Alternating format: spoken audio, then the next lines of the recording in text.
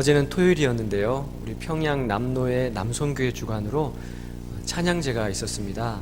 우리 교회 할렐루야 호산나 우리 연합 찬양대가 나아가서 아주 은혜롭고 귀한 찬양을 해주셨습니다.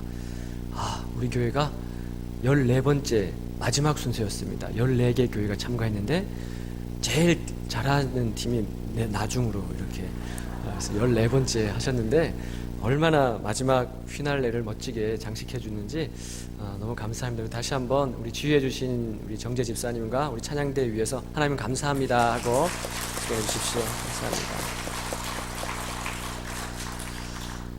여러분, 하늘을 나는 독수리 보셨습니까? 멋있습니까? 안 멋있습니까? 얼마나 멋있어요. 날개를 쫙 펴고 부리부리한 눈을 가지고 창공을 날아가는 독수리를 보면 어떻게 저렇게 멋지게 날아갈 수 있을까? 이 독수리는요, 높은 바위 틈이나 나뭇가지 위에 둥지를 틀고 새끼를 낳는다고 합니다.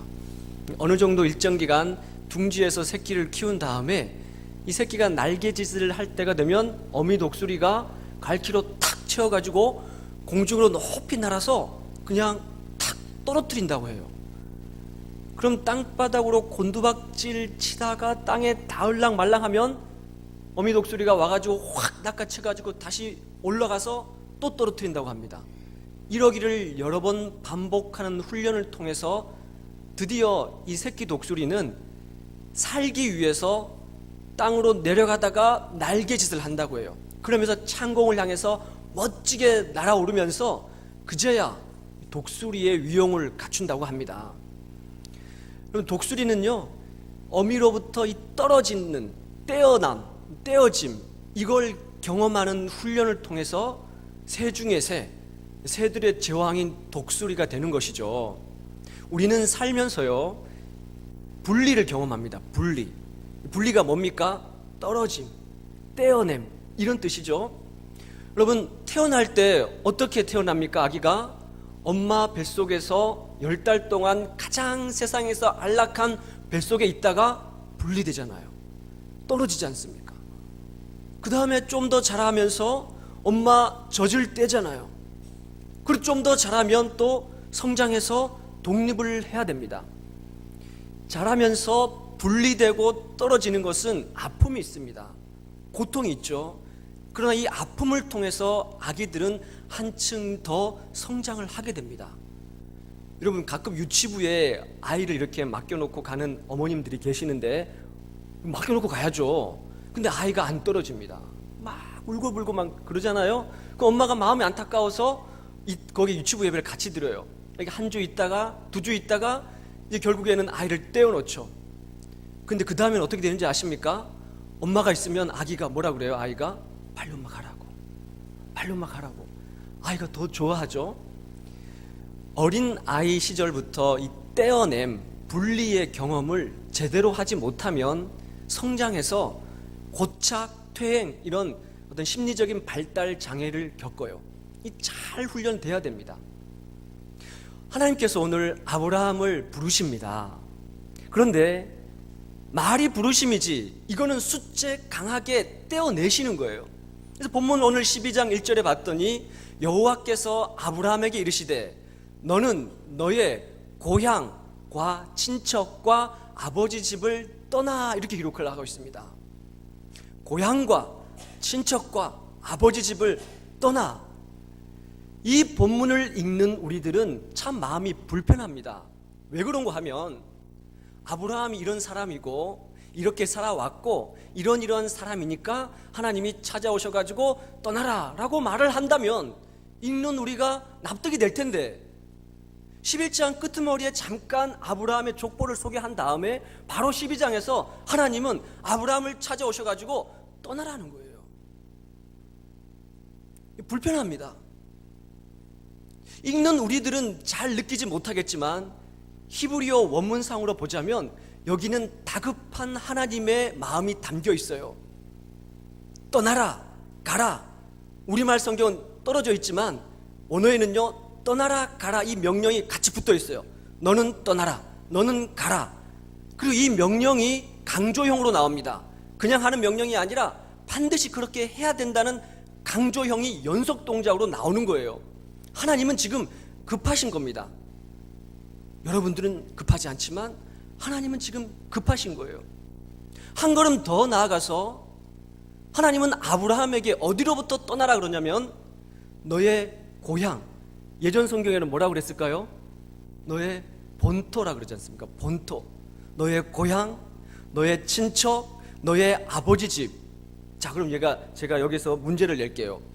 이 비슷한 말입니까? 다른 말입니까? 고향, 친척, 아버지 집. 비슷한 말이잖아요. 그 다 고향이라는 거 아닙니까? 그러면은 한 말만 쓰면 되는데 왜 이 비슷한 말을 고향, 친척, 아버지 연이어서 세 단어를 사용하겠습니까? 원어 성경으로 보자면요, 각각의 단어 앞에 무엇으로부터라는 전치사가 다 붙어 있어요. 그러니까 이런 말입니다. 너는 너의 고향으로부터, 너의 친척으로부터, 너의 아버지 집으로부터 떠나라는 겁니다. 왜 하나님은 아브라함에게 나타나셔서 그냥 고향에서 떠나라 이렇게 말씀하시면 될 텐데 이 비슷한 뜻의 단어인 세 단어를 연이어 사용해서 강조를 하고 계시냐? 철저하게 떠나라는 겁니다. 철저하게 떠나라는 거예요. 이것이 또 우리를 참 많이 불편하게 합니다. 왜 그럴까요? 아브라함에게 있어서 고향과 친척과 아버지 집은 삶의 터전이에요. 삶의 전부이죠. 어쩌면 생존의 전부인지도 모릅니다. 거기에서 잘 살고 있는 아브라함, 75세까지 잘 살고 있는 아브라함에게 왜 굳이 나타나셔서 거기로부터 철저하게 떠나라고 말씀하시는 걸까요? 사랑하는 교회 여러분, 하나님께서 어떤 누군가를 찾아오셔서 하나님의 사람으로 부르실 때는요, 철저하게 익숙했던 과거로부터 떠나기를 원하세요. 네가 의존했던 모든 것들, 그것으로부터 떠나라는 겁니다. 철저하게 과거 익숙했던 것으로부터 단절하라는 거예요. 하나님의 명령입니다. 여러분, 소돔과 고모라가 불과 유황불에 멸망을 당할 때 하나님은요, 롯과 그의 가족에게 그 환락의 도시, 죄악의 도시, 죽음의 땅에서 떠나라고 명령하셨어요. 하나님은 다급하신 겁니다. 빨리 거기서 벗어나게 하셔야 되는 거죠. 그래서 그 가족들을 이끌고 가는데 여러분, 누가 자꾸만 뒤로 돌아봅니까? 롯의 처가, 아내가 자꾸만 뒤돌아봐요. 왜 뒤돌아볼까요? 미련이 있는 겁니다. 아이고, 저기 저 소돔과 고모라 땅에 저기 내가 모아놓은 저 재산이 저기 남아있는데, 아유, 저기 저 내가 지금까지 했던 관계된 모든 사람들이 저기 남아있는데, 자꾸만 미련이 남아서 되돌아보는 거예요. 하나님은요, 우리들에게 철저하게 떨어져 나오기를 원하십니다. 철저하게 단절하기를 원하시는 거예요. 왜 그럴까요? 하나님은 그렇게 익숙했던 과거, 익숙했던 자기의 생존, 의존했던 모든 것으로부터 철저하게 떨어져 떼어져 내게 하신 다음에 아브라함에게 뭐라고 말씀하시냐면, 오늘 본문 1절 하반절 마지막에 보면, 1절 마지막에 보면 이렇게 말씀합니다. 내가 너에게 보여줄 땅으로 가라. 여러분, 여기서 제가 또 하나 문제를 내겠습니다. 보여준 땅입니까? 보여줄 땅입니까? 보여줄 땅이죠. 그러면 이 땅은 보여준 땅입니까? 아직 보여주지 않은 땅입니까? 아직 안 보여줬죠. 그럼 뭘 묻냐고, 그걸 저한테 지금 반응들이, 그런 걸 왜 묻냐고, 지금 그런 표정들이신데 그걸 왜 묻냐고. 아직 보여주지 않은 땅이죠. 미지의 땅입니다. 이것이 또 우리를 좀 불편하게 하지 않습니까? 아니, 익숙했던 과거, 익숙했던 의존했던 것으로부터 떼어내어서 떠나라고 명령하실 때는 뭔가 확실한 것, 뭔가 분명한 것을 보여준 다음에, 자, 저기 봐라, 이런 것이 있으니까 거길 가라, 이렇게 하셔야 갈 텐데, 보여줄 땅 아직 보여주지 않았습니다. 미지의 땅입니다. 가보지 않은 것이에요. 그것으로 향해서 가라라고 말씀하시는 겁니다. 여러분, 우리는 확실하지 않으면 움직이지 않지 않습니까? 확실한 물증이나 확신한 보증이 있지 않으면 거래를 맺지 않습니다. 그럼 우리가 이직을 할 때, 스카우트 제안을 받을 때 그쪽 회사에서 무엇을 가지고 옵니까? 우리 회사 오면 이만한 연봉을 주고 이만한 대우를 해주고 눈에 보여주잖아요. 그러니까 움직이지 않습니까? 우리가 자녀들을 결혼시킬 때, 딸을 결혼시킬 때 여러분 확실하지 않은 사위한테 딸 결혼시킬 수 있습니까? 직장도 변변하지 못하고 뭐 사람도 뭐 그렇고 안 하죠. 그런데 믿음에 있어서는요, 뭐라고 오늘 말씀하시냐면 보여줄 땅으로 가라는 거예요. 아직 보여주지 않았다는 겁니다. 여러분, 학생이 시험을 칠 때 어려운 문제가 나왔습니다. 연필을 굴려요. 이렇게 기도를 합니다. 제가 굴려서 나온 답이 맞으면 이번 주부터 하나님 교회를 가겠습니다. 여러분, 이게 믿음입니까? 믿음이 아닙니까? 예, 이거는 믿음이 아니죠. 믿음은 보여주지 않았지만, 미지의 땅이지만 한 걸음 내딛는 것이 믿음인데, 히브리서 11장에 보면 하나님께서 믿음의 선조들의 이야기를 쭉 얘기하실 때 아브라함에 대해서 히브리 기자를 통해서 어떻게 말씀하시냐면 이렇게 말합니다. 아브라함이 하나님의 부름을 받을 때 순종하여 나아갔는데 갈 바를 알지 못하고 나갔다는 거예요. 갈 바를 알지 못하고. 여러분, 어떻게 갈 바를 알지 못하는데 나아갈 수 있겠습니까? 11장 6절, 히브리서 11장 6절 어떻게 말씀하시냐면 믿음이 없이는 기쁘시게 하지 못하나니, 하나님을 기쁘시게 하지 못하나니 하나님께 나아가는 자는 반드시, 따라해 보겠습니다, 하나님이 계신 것과 그가 자기를 찾는 자들에게 상 주시는 자심을 믿어야 할지니라. 예, 믿음이 뭡니까? 하나님이 계신 걸 믿는 것이 믿음입니다. 믿음이 뭡니까? 하나님을 향해서 걸어가는 사람에게 반드시 상 주시겠다는 약속을 믿는 것이 믿음이에요. 그러니까 보이지 않지만, 갈 바를 모르지만 하나님이 계시고 나에게 상 주시는 분이심을 믿기 때문에 한 걸음 나아가는 것이 믿음이라는 겁니다. 여러분, 하나님께서 아브라함을 본토, 고향, 친척, 아버지 집 익숙한 것으로부터 떼어내어서, 그가 의존했던 것으로부터 떼어내어서 하나님이 보여줄 땅으로 가라고 했을 때 아브라함을 무슨 외톨이로 만들기 위해서, 세상으로부터 고립시키기 위해서, 뭐 그렇게 하기 위해서 아브라함을 불러내셨겠습니까? 아니에요. 보이지 않는 보여줄 땅으로 가라고 말씀하시면서 오늘 본문 2절과 3절에 하나님은 아브라함에게 어떤 약속의 말씀을 주시냐면, 내가 너로 큰 민족을 이루고 너에게 복을 줄 텐데 너는 복이 될 것이다, 이렇게 말씀하십니다. 너를 축복하는 자에게는 내가 복을 내리고 너를 저주하는 자에게는 내가 저주하리니 너의 모든 민족이 너로 인하여 말미암아 복을 얻을 것이니라 말을 하고 있습니다. 아직 보여주지도 않았는데, 아직 가보지도 않았는데 하나님은 큰 민족을 이루어 주신대요. 너를 복되게 해주신다는 겁니다. 여러분은 복을 좋아하십니까? 좋아하지 않습니까? 복 얼마나 좋아하십니까? 우리 민족은 복을 좋아하는 민족일까요? 안 좋아하는 민족일까요? 너무 좋아해요. 앉는 방석에도 복이 쓰여 있고요, 입는 옷에도 복이 쓰여 있고, 먹는 밥그릇에도 복자가 쓰여 있고, 밥상에도 복자가 쓰여 있고, 문 앞에도 복이 쓰여 있습니다. 새해도 복이죠. 어떻게 인사합니까? 새해 복 많이 받으세요. 새해 복 많이 받으세요. 우린 참 복을 좋아합니다.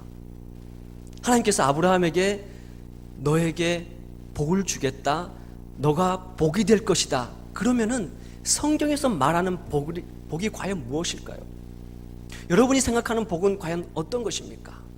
이 순서가 중요해요. 순서가요.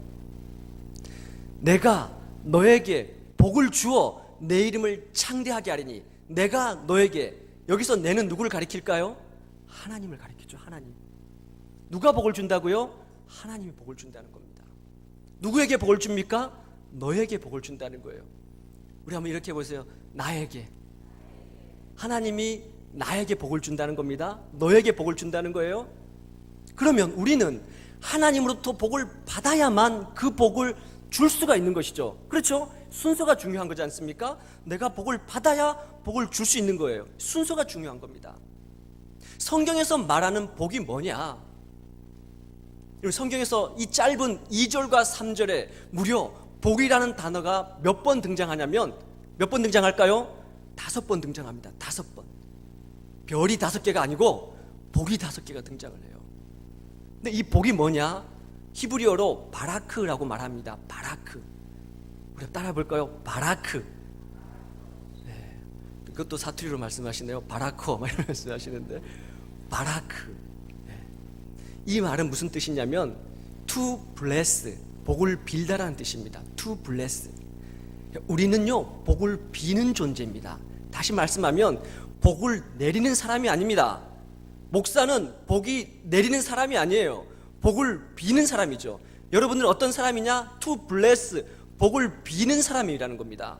그런데 복을 빌 때 어떻게 비느냐? to kneel, 바라크라는 단어의 또 다른 뜻은 뭐냐? to kneel, 무릎을 꿇다라는 겁니다. 무릎을 꿇고 복을 비는 것이죠. 그러니까 하나님께서 아브라함에게 네가 복이 될 것이다 라고 말한 이유는 뭐냐? 네가 무릎을 꿇고 복을 비는 사람으로 만들어주겠다라는 뜻이라는 것이에요. 복을 내려주는 것이 아닙니다. 사람이 복을 내리는 것이 아닙니다. 우리는 복을 비는 존재이죠.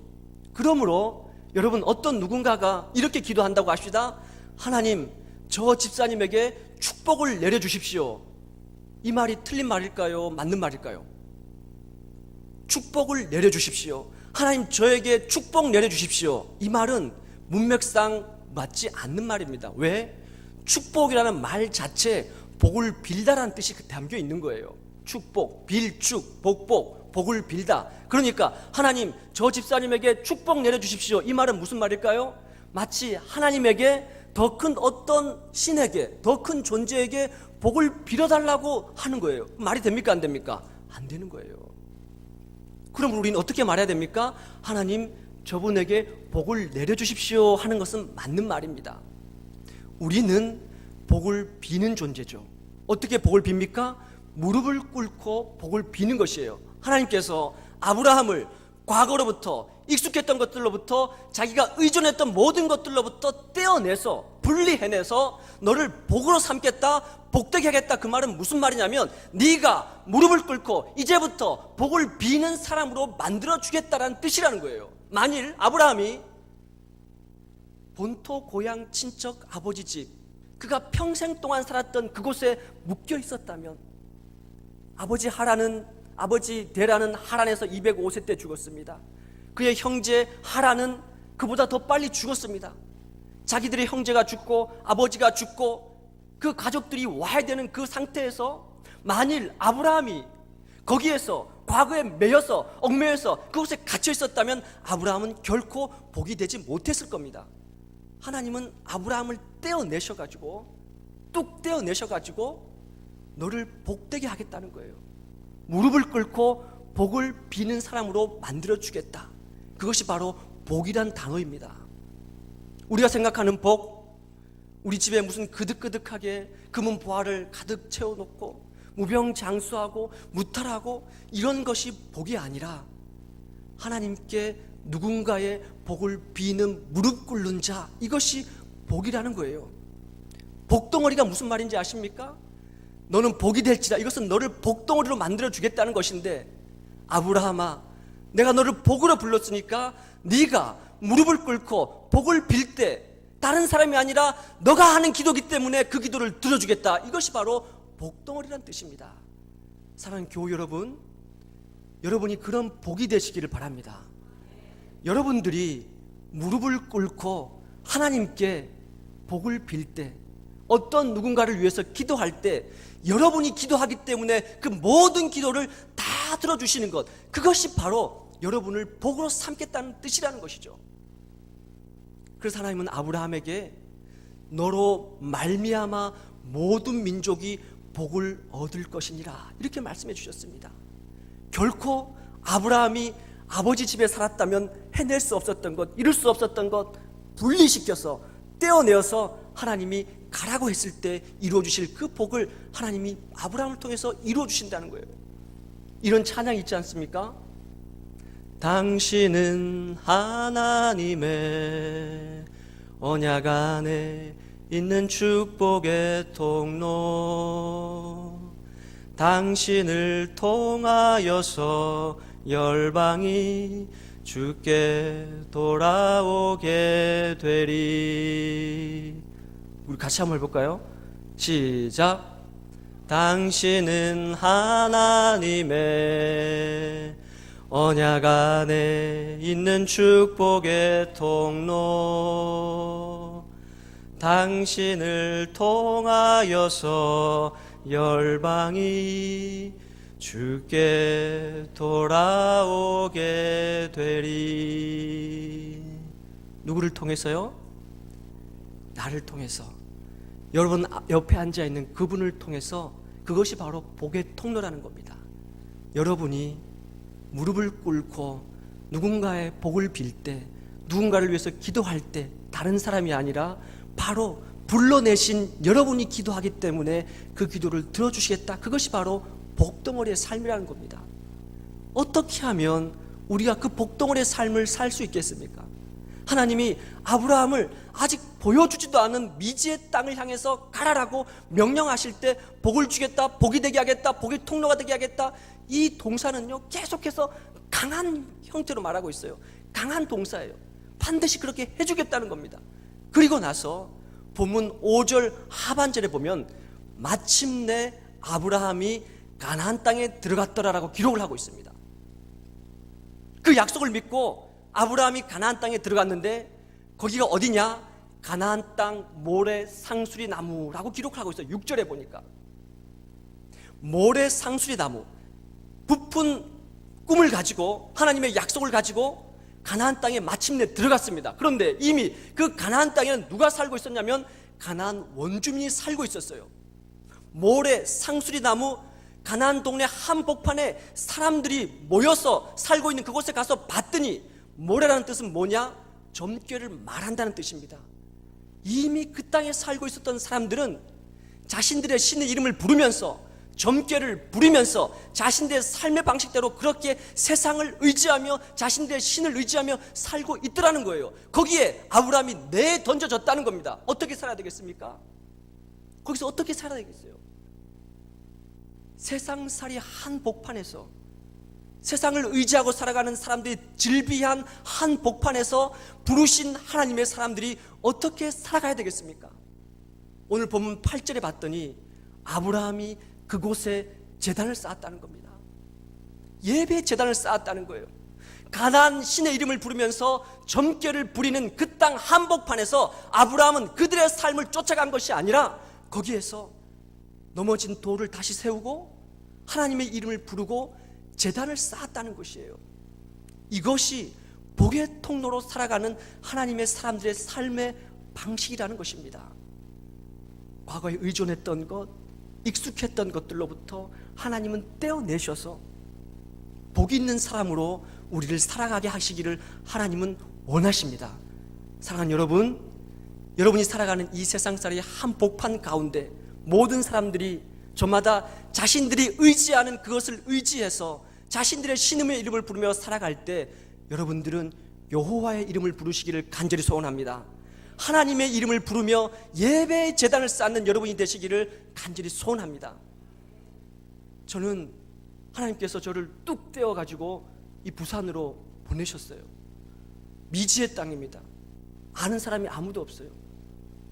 제가 익숙했던 곳, 의존했던 곳으로부터 뚝 떼어내서 하나님이 여기에 딱 보내셨을 때 하나님은 저를 복으로 삼으시기 위해서 저를 여기에 보내신 줄로 저는 믿습니다. 저를 통해서 우리 모든 동영교회 교우들이 복 얻는 사람이 되게 하시기 위해서 저를 이곳에 보내신 줄로 저는 믿습니다. 제가 부족하지만 하나님 앞에 무릎을 꿇고 우리 모든 교우들의 복을 위해서 기도할 때 하나님은 이 부족한 종이 기도하기 때문에 그 기도를 들어주실 줄로 믿고 저는 기도합니다. 그것이 복이라는 거예요. 복의 통로라는 겁니다. 저는 그것을 위해서 하나님이 이곳으로 보내신 줄 믿고 저는 그렇게 기도합니다. 사랑하는 교우 여러분, 여러분들이 그런 복의 통로가 되시기를 간절히 소원합니다. 복덩어리가 되시기를 바랍니다. 여러분이 하나님이 부르신 사람들이기 때문에 무릎을 꿇고 복을 빌고 기도할 때 다른 사람이 아니라 여러분 한 분 한 분이 기도하는 그 기도 때문에 하나님이 들어주시는 것, 그것이 바로 복 있는 자의 삶이라는 것을 기억하시고 이 세상 한복판에서 여호와의 이름을 부르며 살아가는 여러분이 되시기를 주님의 이름으로 간절히 소원합니다. 아멘. 하나님 아버지,